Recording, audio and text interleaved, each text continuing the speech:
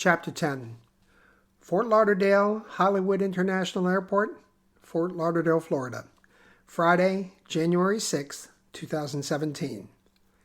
Elizabeth Blumfield was a teacher. It is what she loved to do. It is what her parents, Dr. Samuel Blumfield and Dr. Sarah Blumfield, had done all their lives. She was born with a book in her hand, is how relatives and friends would describe Elizabeth, and it was always Elizabeth. Never Liz, Lizzie, or Beth. She corrected kindergarten playmates. My name is Elizabeth.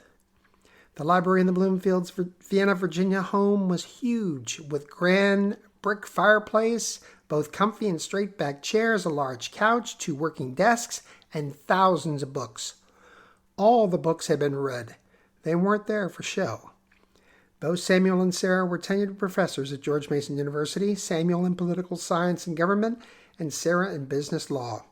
Both had graduated summa cum laude from Ivy League schools, Samuel from Columbia, Sarah from Yale. Both had begun their careers teaching at Princeton, where they met, fell in love, and married.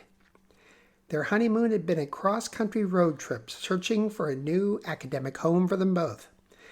There were big city kids, Sarah in Boston, Samuel in New York. They were looking for something new, be it a new challenge, a new university, or being what they called closer to the fire.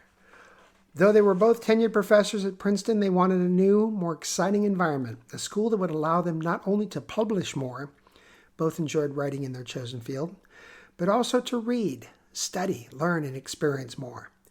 There was one more very important reason for them to search for a more well-rounded lifestyle. Sarah was pregnant with their first child, and they wanted to find a place with as many opportunities for their little one as possible. George Mason University in Fairfax, Virginia, a suburb of Washington, D.C., had fit the bill. A growing campus, having just recently finished their first ever dormitories, GMU was beginning an immense building program, both in physical structures and in the quality of professors and administrators. GMU went from a 4-building quadrangle in the mid-1970s, with their business and art departments in an old high school building in downtown Fairfax, to 24 buildings and growing, including 9 new halls, an art center, a field house, an arena, additional student housing, and the addition of Nobel and Pulitzer Prize winners, ex-congresspeople, senators, and ambassadors to the list of faculty. While they were there, they discreetly made overtures to the president of Mason, Dr. George Johnson, who immediately offered each of them a tenured position on the faculty based on their reputations nationally. They gave their notice and were in Fairfax ready to begin the 1979-1980 academic year with their brand new daughter. Elizabeth had been born on July 2, 1979. Just missed being our 4th of July baby, wrote the proud parents of what would be the first of many holiday letters from Virginia. Early on, Samuel and Sarah realized that their daughter had inherited the same love of books and learning that they had. At 3 years old, Elizabeth was able to read, learn quickly, and most importantly to her parents, was very eager to learn more. She was enrolled at the Langley School in nearby McLean, Virginia, where she attended kindergarten through 8th grade, and flourished in their academic program, skipping 2nd grade and graduating a year early. She moved on to James Madison High School in Vienna, where she took part in their Advanced Placement AP program and just missed finishing at the very top of her class, earning a 3.97 GPA in 4 years. While at Madison, Elizabeth spent several hours a week tutoring other students. She found herself loving that moment when someone's eyes lit up, understanding a difficult subject for the very first time. She also began to realize that, like her parents, she was an exceptionally good teacher. While Elizabeth was growing, maturing, and discovering facets about herself, her parents were doing the same thing. GMU had been an inspired choice for them both, not only because of the growth of the physical and academic portions of the university, but also because of its proximity to power, also known as Washington, D.C. Both Sarah and Samuel became liberal voices during the Reagan and Bush administrations, Samuel because of his extensive political history expertise, and Sarah with her legal background beginning with the twists and turns of the Iran-Contra affair. Both Blumfields would appear on local and national news programs, among the first of what would become known as talking heads. With the advent of cable television, CNN in 1980 and headline news in 1982, the need for expert analysis became even more important. Samuel and Sarah had found a second career. During late 1995 through early 1996, Elizabeth and her parents had a running discussion on Elizabeth's future. She would be graduating early, at age 17 in 1996. Sarah and Samuel passionately believed that, of course, their little girl would be attending George Mason, major in whatever, then attend their graduate school of education. Elizabeth, on the other hand, was bound and determined to attend college outside of the D.C. area, specifically Princeton, her parents' old teaching alma mater, which was then ranked number 2 behind Harvard in U.S. News and World Report's college rankings. This was not a case of either availability or tuition cost. Elizabeth had scored a 1570 out of a possible 1600 in her SAT scores with a 3.97 GPA. Not only could she go anywhere she wanted, she also was receiving full ride scholarship offers from other schools. As for any price factor, there was none. The Blumfields, to put it mildly, were loaded. Finally, the family reached a consensus. Elizabeth would attend Princeton, then GMU for graduate school.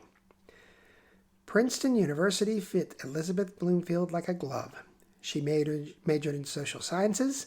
Like her father, she concentrated on political science, but like her mother, also took several law classes that interested her, including constitutional law. She loved the campus, especially the Princeton Art Museum, Nassau Hall, and the McCarter Theater Center. Starting her sophomore year, she began working at the Bainbridge House Information Center for the Historical Society, helping visitors with tours and other activities. She had a few friends, but not many. She dated a little, but not much. That could wait. She was at Princeton to learn and then to teach. She was determined and focused. She made quite the scene heading across campus. Like her parents, she was tall and lanky, almost 6 feet tall, all arms and legs, her dark hair either in a ponytail or bun, black framed glasses, always walking fast like she had left something somewhere and needed to grab it before someone else took it. But always with a smile on her face because she genuinely loved what she was doing. Loved the hard work, loved to learn about new stuff. June 2000 saw Samuel and Sarah Blumfield heading back to where it all began for them. They participated with Elizabeth in Commencement Week 2000. They watched on June 5th, holding hands, intensely proud of their little girl, as Elizabeth received a Bachelor of Arts AB degree in politics, summa cum laude. She was barely beaten out of the valedictorian position by an electrical engineering major. "Don't worry, honey. Engineering majors don't get on TV." Samuel giggled, whispered to her daughter while signing yet another autograph. He and Sarah had been on TV quite a bit in the last 4 years, especially during the Clinton impeachment, and they were inundated with requests for autographs, photos, and handshakes, with the occasional conservative wanting to argue. During commencement week, there was a continuation of the "what should Elizabeth do?" argument. Everyone agreed that she was going to GMU for her master's and doctorate. That had been decided. And she had already been accepted by 2 departments. The Graduate School of Education and the School of Public Policy both had accepted her into their master's programs. The discussion with the family had been, should Elizabeth get her master's in education, then a doctorate in public policy, or the opposite? It was Elizabeth that made the final decision. She wanted to teach. She wanted to learn how to teach. She would enter the Graduate School of Education, pursue a master's in curriculum and instruction with emphasis on advanced studies in teaching and learning. In addition, she would, as she put it, dabble in the School of Public Policy, included one S. Blumfield as an instructor, and decide on her doctorate down the road. Fall 2000 found Elizabeth exchanging her Princeton orange and black for George Mason green and gold. By fall 2001, she was well on her way not only to her master's, but also the licenses she needed to teach in Virginia. It was a beautiful Tuesday morning when she took her parents to Dulles Airport in Dulles, Virginia. Samuel and Sarah were headed out to Los Angeles to visit relatives and friends. As she dropped them off in front of the iconic entrance, Samuel shouted out, "No crazy parties, little girl," knowing full well Elizabeth was hip deep in schoolwork. "Have fun," Love you." "We love you too, Elizabeth. Good luck," said Sarah. Doctors Samuel and Sarah Blumfield almost missed their flight. They loved to buy cheesy entertainment magazines and read to each other on the plane. They were among the last aboard American Airlines Flight 77, leaving at 8:20 a.m. for Los Angeles. The date was Tuesday, September 11th, 2001. Less than 35 minutes after takeoff, Samuel, Sarah, and the other passengers were herded into the back of the plane as soon as they realized that the plane was heading down and not up. Samuel and Sarah called Elizabeth's cell phone, knowing that she had left it at home and would not hear the message until later. Samuel kneeled down as low as he could and softly began, "Elizabeth, it's your parents. Something has happened on the plane. We've been hijacked. We don't know what's going to happen. The plane keeps going lower. I love you. I'm so proud of you. I'll always be with you, little girl." Then Sarah, beginning to cry as well, "I love you, Elizabeth. The proudest day of my life was when you graduated from your dad's and my alma mater. Make us even prouder of you than we are now. Oh, baby, the plane's so low." At 9:37 a.m., Flight 77 hit the west wall of the Pentagon. There were no survivors. Elizabeth had stopped at the Amphora restaurant in Vienna for some takeout breakfast, then had driven to Nottoway Park about 3 minutes away. As she was finishing her breakfast, thinking about how to attack the rest of the day, she noticed that there was nobody there. Usually there were lots of moms, babies, and dogs. Today, nothing. She looked at her watch, 10 a.m. Yeah, there should be people here. Wonder if something's up. She got back home, checked her phone lying on the front table next to the door, and as she heard her mom and dad's final words to her, ran to the TV, then saw the Pentagon burning, heard Flight 77, then fell to her knees, moaning, beating the floor, screaming. They were never just her mother and father. They were her support system, her cheerleaders, her sounding boards, her best friends. She had been so proud of them. Unbeknownst to them, she had made a scrapbook of all the newspaper and magazine articles they had either written or been mentioned in. It was at least 2 inches thick. She had always tried to watch them on TV, even if they were speaking from the library office. She was not only proud of them, but she was also so proud to be their daughter. Now, gone. Gone. A message left. They must have been so scared. So scared. As she was on the floor in front of the TV, she began to hear the house phone ringing and ringing, not stopping. "I don't need this right now," she screamed out loud, then realized, suddenly, intelligently, she would have to handle everything starting right now. She checked the voicemails, 53 and counting. Ring, ring. Elizabeth was on the phone the rest of the day and well into the night. Relatives, friends, George Mason and Princeton. Then the media, both on the phone and outside the house. No interviews. She knew her parents would not have approved of that decision, which gave her the only smile she'd have for the next few days. Memorial service at George Mason. Low key, please. Memorial service at Princeton. Low key, please. Memorial service for the Pentagon dead. Not low key, but she plowed through it. Memorial service for family and friends. Since Elizabeth arranged it, decidedly low key. She never gave any interviews. She never shared their final message. She never showed anyone her scrapbook. Once the services were over, once the estate was completed, once every single phone call was responded to, once it was all taken care of, Elizabeth plowed back into her schoolwork because the entire estate was left to her, and it was sizable. She could concentrate on finishing her master's and doctorate and not have to worry about finances. Elizabeth Blumfield, had she wanted, would have been able to sit on a beach anywhere in the world for the next 3 lifetimes and not have had to worry about finances. However, there was something that made her even more driven than she had already been.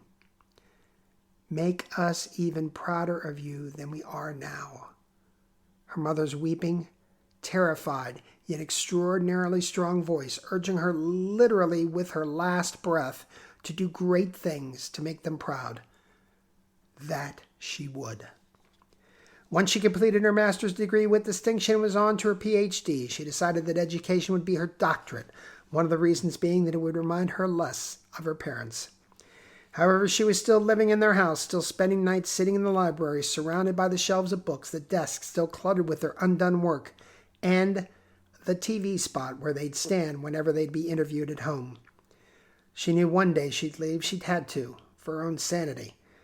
But she was so torn. She loved feeling like they were near her, and yet she needed to be done grieving, done with the pain of coming across a note they'd written, closing bags they'd meant to give to Goodwill and didn't. Even her dad's favorite baseball cap, a frayed, dirty Yankees cap that he loved to wear on weekends, could bring her to tears. Yet she wore it everywhere, as if to have a small bit of him with her. By January 2006, Dr. Elizabeth Blumfield was ready to move out and move on. However, as she was moving slowly and cautiously. She hired a headhunter firm that specialized in education positions. She began looking at other parts of the country, seeing what region most appealed to her. The most painful act was selling her parents' home. She thought long and hard about keeping it. However, when the realtor explained the immense profit she'd be making, it was made a tiny bit easier. She moved into a comfortable 2-bedroom apartment in Fairfax near the GMU campus. And she added someone into her life. She met him at the local Petco during an adoption drive. He was 6 months old and gray with black pinstripes. A very handsome cat indeed. He immediately took to Elizabeth, jumping on her lap in the get-acquainted area, nuzzling her with his head. He had some ridiculous foo-foo name, Elizabeth would tell everyone who met him. Now he was named because of his pinstripes, after her father's favorite Yankee, Jeter. With the help of her headhunter, Elizabeth narrowed her search down to the state of Florida. She was looking for a warmer climate, a radical change of scenery, yet was also looking for the small-town atmosphere that she had loved at Princeton. She had several offers for an associate professor's position, but she felt she would be better off beginning as an assistant professor and accumulating some needed experience without the concern of starting off on the wrong foot and offending instructors that had been there longer but had not been promoted. After a road trip to Florida with Jeter and plenty of disposable litter boxes, as well as clandestine cat sneaks into hotel rooms, Elizabeth decided on small, 1,900 students, Eckerd College in St. Petersburg, one of the best American Studies, International Relations, Global Affairs, Political Science programs in Florida, all in Elizabeth's wheelhouse. Eckerd's 188-acre campus was located right on Florida's Gulf Coast, featuring its own mile-long sandy beach. Elizabeth would have the opportunity to teach, mentor, and publish in a much more relaxed environment than at the larger universities. And St. Petersburg was perfect for Elizabeth, a relatively big city but with a small-town feel. She found a 1,500-square-foot house 6 miles away from campus in the historic Kenwood area, plenty of room for her and Jeter. Most importantly, it had a large library with room for expansion. Elizabeth began her teaching career in the fall of 2006 with a very full class load and several papers she was publishing. That busy workload continued for the next 6 years, but there were no complaints. She loved her time at Eckerd. It was a much more relaxed environment than at the 2 major universities she'd attended. She was able to polish not only her teaching and writing skills, but also her people skills as well, as Eckerd encouraged interaction with the community. She loved her house. Her library became almost as full as her parents had been. Jeter had his own special area with toys enough for 4 cats. She dated more than she had before, even had a 1-year relationship with a fellow political science professor that was mutually ended when he took a position with UCLA. Dr. Elizabeth Blumfield began to attract attention due to her prodigious amount of research and publishing. From the American Journal of Political Science, the American Political Science Review, and Political Analysis to the National Review, The Nation, Mother Jones, and even The New Yorker, Elizabeth was slowly moving out of the shadow of her still well-remembered and well-respected parents. With increased interest came increased contact with other universities interested in adding her to their faculty. Among the potential suitors was Florida International University in Miami, Even better known than Eckerd for their political science program, FIU was a much larger school with close to 40,000 undergraduates, 15,000 postgraduates, an academic staff of close to 2,300, and an administrative staff of over 9,500. A much different environment than Eckerd, in a much different city than St. Petersburg. Also, a chance to accomplish greater things and always to make her parents prouder of her than they were. Elizabeth had every intention of accepting the FIU position. Full tenured professor, the ability to expand her research schedule, the ability to travel. She had begun receiving requests for speeches and lectures, and a much higher profile in media-saturated Miami. Before accepting, she felt she owed it to Eckerd's president, Donald Eastman, to let him know of her decision. Over a 2-hour lunch at Chief's Creole Cafe's garden patio, President Eastman persuaded Elizabeth to consider remaining. She, at this point, was an associate professor. He would make her a fully tenured professor with increases in salary and responsibilities, with the opportunity to become head of the department sooner rather than later. He also granted her more extensive leave for travel, lightened her considerable teaching load for her to increase her research and writing, and then he finally brought up the elephant in the room, as he described it. St. Petersburg versus Miami. Comfortable, relaxing, small-town Eckerd College versus FIU. Maybe 4,000 students in faculty versus close to 70,000 at FIU. Finally, President Eastman paid the check and finished with this statement. Elizabeth, you are a big fish in an admittedly small pond. And yes, the pond is getting smaller. And yes, one day we'll know we'll lose you. But there is no president of any university who could say the following to you. You know that it's the truth and is exactly how we feel. Elizabeth, Eckerd College loves you. The students love you, the faculty loves you, and I love you. You have done nothing but enrich and honor this college in ways that you don't even know. We're not ready to lose you yet. I'm not ready to see you go. Please sleep on this and let's chat tomorrow morning. He grabbed her hand and held it. Both had tears in their eyes. She promised she'd sleep on it and visit him in the morning. She was still leaning toward heading to Miami and FIU. And then she got home. No Jeter. No Jeter anywhere. She looked around the house. She looked in all of his favorite hiding places. She looked at all the windows he loved to look out of. And there, in the library, facing First Avenue North, was a screen that had worked its way open with a small bit of gray fur that had caught the edges. For the second time in a couple of hours, tears filled her eyes, but not nearly for the same reason. Dread, panic, a horrible sinking feeling overcame her. Oh, God, my little boy. She never let him out. He wouldn't know what to do. Okay, gotta do something, she thought. Grab the bag of catnip. He loves that. She grabbed the bag, and as she was running to the front door, there was a knock. She flung it open, and there were her elderly neighbors, the Wilkinsons. Mrs. Wilkinson was holding a gray cat with black pinstripes. A very handsome cat indeed. We've been waiting for you to come home, dear. We saw little Jeter crawl out your window while we were on the walk, so we scooped him up entertainment till you got here, Mrs. Wilkinson said, all in a wonderful New England accent. Her husband's much thicker accent said with a smile, I still think you should name him Williams, after Ted Williams of the arch-rival Red Sox. At that very moment, as Mrs. Wilkinson handed Jeter back to her, Elizabeth Blumfield decided that her parents were just going to have to be proud of her at Eckerd College in St. Petersburg, Florida. The next morning, right at 9 a.m., she walked into President Eastman's office with a big smile on her face.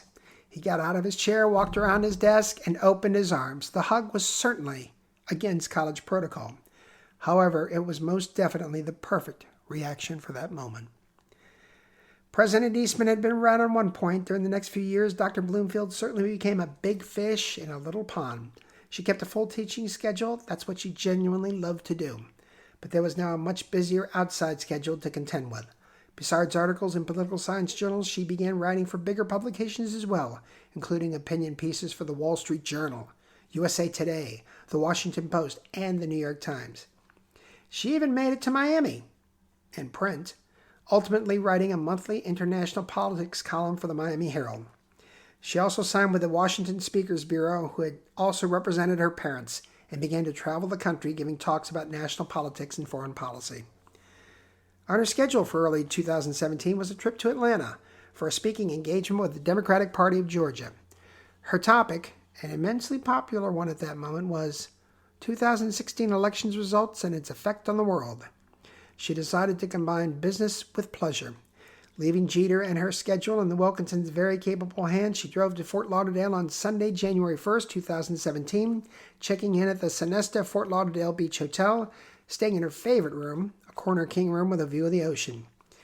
She would stay there, fly out of Fort Lauderdale on Wednesday the 4th, give her talk in Atlanta on the 5th, fly back on the 6th, and drive back home on Sunday the 8th.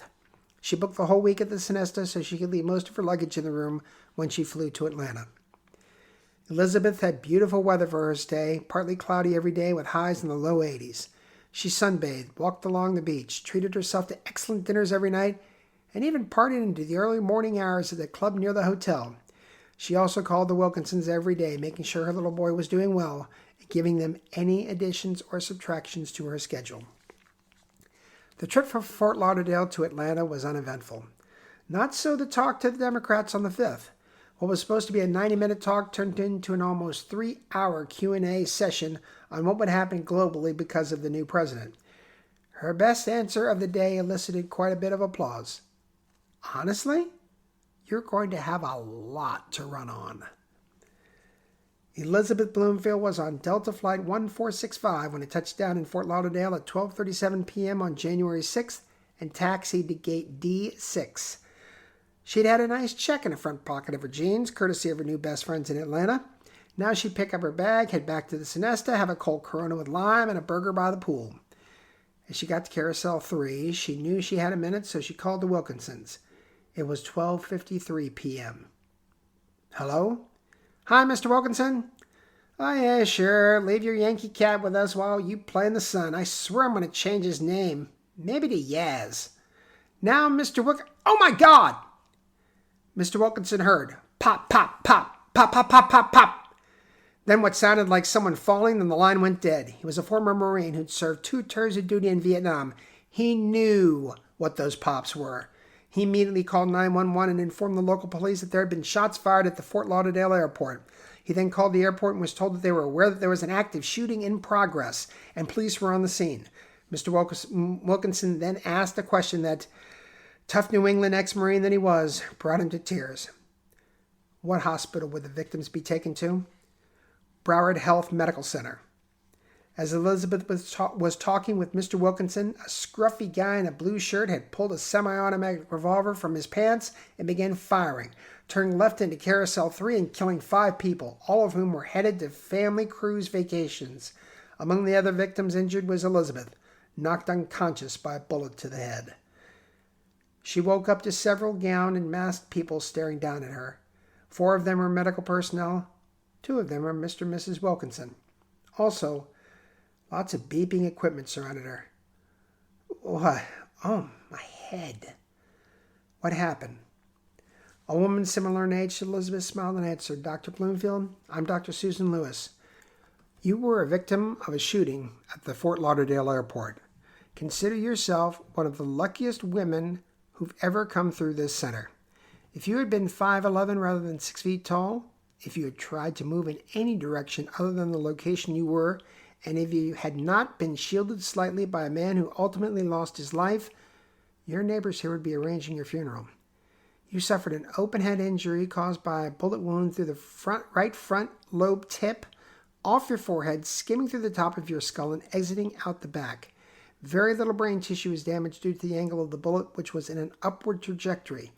You're going to be in pain for a while. We'll try to make you as comfortable as we can. Well, Elizabeth looked at the Wilkinsons softly. Jeter? Mrs. Wilkinson. He's fine, Elizabeth. All the neighbors are taking turns with him. He's awash in catnip and treats. What day is it? It's Tuesday the 10th.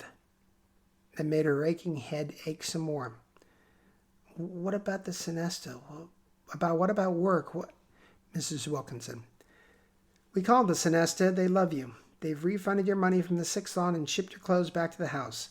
We spoke to Eckert, finally to President Eastman, who placed you on leave with pay, and said the whole school is praying for you and hopes to see and hear from you soon.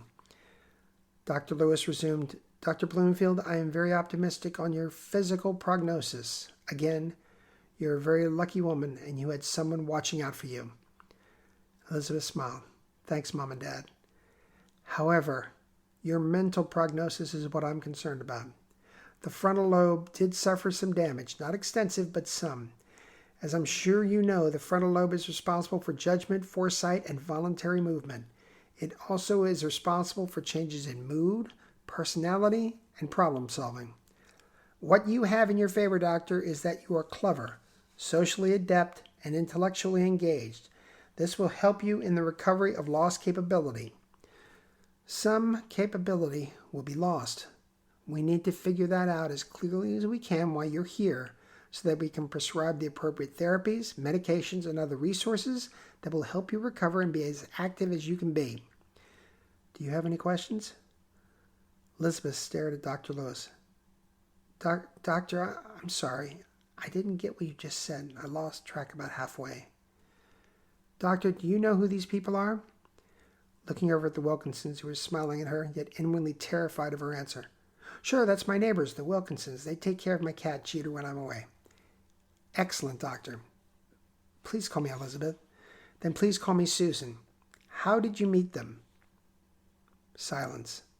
Elizabeth staring at them, both wanting to say, We brought you a welcome to the neighborhood basket from our neighborhood association. Please, Elizabeth, please remember. Nothing. No answer. Okay. Enough questions for one day. We have some tests set up for you tomorrow that will give us a little better idea of where you stand mentally. Nice to meet you, Elizabeth. Enjoy your friends, the Wilkinson, Susan. Once all the testing was completed, once Elizabeth had made it back to St. Petersburg, where, when Jeter saw her, ran, leaped on her, nuzzled her neck, purring as loudly as only a very handsome cat can. Once the welcome back, we love you parties were complete, once all the hoopla and good wishes were over, Dr. Blumfield had to face certain inescapable realities. There were challenges with her mood. Normally even-keeled and steady, Elizabeth found herself becoming more emotional, more frustrated at even the smallest issues. An incorrect answer from a student might result in an ill-timed tirade, followed by an abject apology. There were challenges in concentration. She found herself drifting away during meetings, while reading, even for pleasure, which had been a passion for her since childhood. While writing, while preparing for class, even during class itself, becoming catatonic in front of her students. And there were challenges in memory, sometimes long-term, sometimes short-term, from remembering where she put her keys, to remembering to feed Jeter, to remembering appointments in classes. Then there was the PTSD, post-traumatic stress disorder. It didn't make its ugly presence known every night, but when it did, she'd wake up drenched in sweat, screaming. Jeter would fly off the bed and cower under the dining room table, and that would be the end of sleep for the night, which, of course, would heighten all her other symptoms. Elizabeth underwent hours of therapy and counseling, which did help a little. She also got help from another source. She was regularly active on the assaulted site as Fort Lauderdale 19. She had received her slightly oversized card in the giant pile of mail delivered when she got home, ignored it for several days, and saw the postmark, opened it, read the very first words, and burst into tears. Dear Elizabeth, your parents were watching over you Friday, January 6th. Following the direction, she met Navy Yard 14 as her mentor, devoured the section, small portions at a time, on her shooting, received free counseling on her PTSD, and met others who were going through the same challenges she was. However, she knew that the inevitable had to be faced. Eckert had been extremely kind in keeping her as part of the faculty through her recovery, but now she was a burden, and she knew it. There were complaints from both students and faculty about her challenges. President Eastman had essentially ignored them and allowed her to stay active. He could no longer do so. They met, as they had in 2006, at Chief's Creole Cafe in the garden patio. Over another 2-hour lunch, they talked about old times, especially their lunch there 12 years ago. Elizabeth was having what she would call one of her good days, and remembered it clearly. They both knew why they were there. President Eastman also knew that, through no fault of her own, this news could lead to a public meltdown for her, one of his favorite people. Elizabeth, there is no possible way our college could ever repay you for what you have done. You've brought to this school a level of national recognition we have never received before. Your accomplishments, your achievements have been our achievements. You are a great friend, a great person, and an inspiration to all of us with your courage and your tenacity. You and I have talked about the possibility of becoming part of the administration. And as I told you, I'm not interested. I'm a teacher. I'm a researcher. I'm a professor. Because of some random asshole. Uh-oh, Eastman thought. Elizabeth swearing. I have trouble doing all the things I love to do. She began to cry. Uh-oh, Eastman thought. Elizabeth's crying. Suddenly she stopped as if she could read his mind. She smiled. Don't worry. I'm not going to turn the table over on you. I understand. I appreciate everything you've done to help me. I know I've placed you in a can't-win situation several times with complaints. I'm sorry. You don't deserve that. I appreciate the generous settlement package you've offered, especially the continued insurance covers. That is very much appreciated. Because of my parents, I'm all set financially. She began to tear again. I'll miss teaching. I'll miss the students. I'll miss Eckert. And I'll miss you. One last hug and it was over. It was Sunday afternoon, 2 p.m., July 1st, 2018, and her career at Eckert College was over. At 4 p.m., she was meeting with Ray Wilson at her house. She had talked extensively with Navy Yard 14 in the past few weeks, releasing the pent-up frustration she'd been carrying with her over everything. Her assault, her job, her anger issues, her concentration issues, her absent-mindedness. Elizabeth Blumfield was angry, and she wanted to punish someone for keeping her from doing all the things she had loved to do all her life. Ray went to her house on 1st Avenue North. Nice place, he thought. He knocked. The door was answered by a tall, lanky woman. Long, brownish-gray hair, thin face, a small scar on her upper right forehead. She only opened the door a tiny bit. Mr. Wilson? Hi, I'm Ray. Dr. Blumfield? Elizabeth. Sorry, Jeter's trying to get out. Jeter? She's got a ball player tied up in there? No, I'm sorry. My cat, Jeter. She opened the door holding her gray cat with pinstripes. Oh, I get it. Jeter, pinstripes. My dad's favorite ball player. They sat. Ray began describing the plan. She stopped him. Ray, I'm in. Ray always was surprised when anyone said yes. He was especially surprised when Dr. Elizabeth Blumfield said yes. Doctor, I know you're extremely intelligent because I've seen you on TV.